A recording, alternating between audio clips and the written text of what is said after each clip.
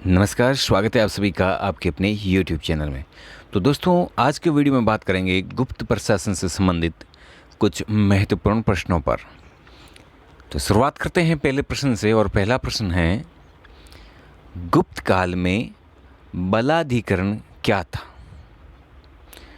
Option है भूमिकर, सेना का कार्यालय, राजा का अधिकार या सभा भवन। तो इसका सही उत्तर होगा सेना का कार्यालय।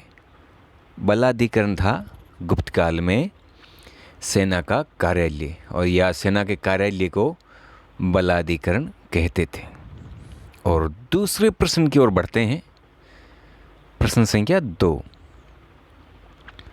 गुप्त काल में मंत्री पद होते थे, कैसे मंत्रियों का चयन होता था, ये प्रश्न है। और ऑप्शन है अपना मतदान द्वारा, वंशानुगत, निर्विरोध या उपरोक्त में से कोई नहीं। तो इसका सही उत्तर होगा वंशानुगत। गुप्त काल में मंत्रियों का चयन वंशानुगत होता था। ये ऑप्शन सही है। और तीसरे प्रश्न की बात करते हैं। तीसरा प्रश्न है, गुप्त काल में युद्ध व न्याय विभाग का कार्य देखने वाला अधिकारी था। कौन सा? युद्ध और न्याय विभाग का कार्य देखने वाला अधिकारी कौन था? ऑप्शन है रणभांडागारिक, महादंड नायक, महाबलाधिकृत या अग्रहारिक।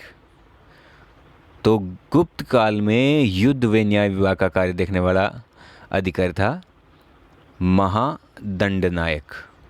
इस प्रश्न को ध्यान में रखिएगा। और चौथा प्रश्न है, निम्न में से भूमि कर वसूल करने वाला अधिकारी था, यानी इनमें से कौन सा अधिकारी भूमि कर वसूल करता था? ऑप्शन है शोल्किक, गोलमिक, तलवाटक, गोप।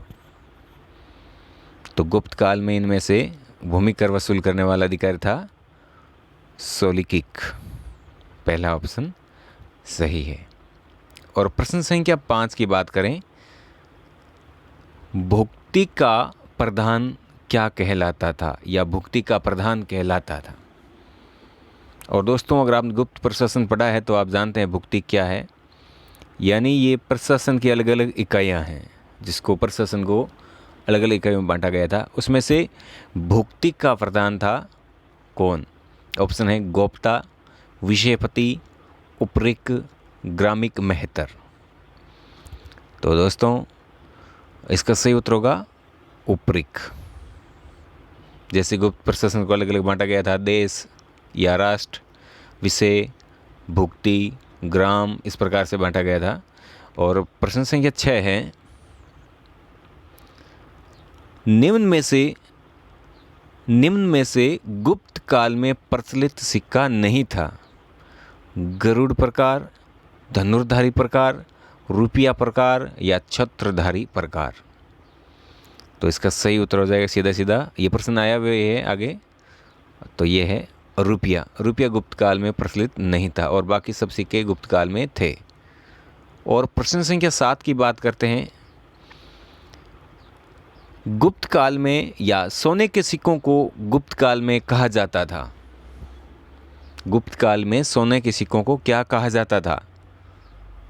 ऑप्शन है कौड़ियाँ, शतमान, दिनार, कृष्णल। तो इसका सही उत्तर हो जाएगा दिनार। गुप्त काल में सोने के सिक्कों को दिनार कहा जाता था। और प्रश्न संख्या 8 बहुत ही अच्छा प्रश्न है। कला एवं साहित्य के विकास की दृष्टि से किस काल को भारतीय इतिहास का क्लासिक युग अथवा स्वर्ण युग कहा गया है? ऑप्शन है मौर्य काल, सातवाहन काल, गुप्त काल या गुप्तोत्तर काल। बहुत ही अच्छा प्रश्न अक्सर परीक्षा में पूछा जाता है। तो ये इसका सही उत्तर होगा गुप्त काल। गुप्त काल को भारतीय इतिहास का क्लासिक युग या स्वर्ण युग कहा जाता है। बहुत ही अच्छा प्रश्न है। और प्रश्न संख्या 9, गुप्त प्रशासन में प्रथम कुलिक पदाधिकारी से तात्पर्य है? ऑप्शन है कुल का प्रधान, व्यापारियों का प्रधान, मुख्य शिल्पी या मुख्य दंडाधिकारी। तो प्रथम कुलिक नामक अधिकारी था, वह था मुख्य शिल्पी। मुख्य शिल्पी को प्रथम कुलिक कहा जाता था।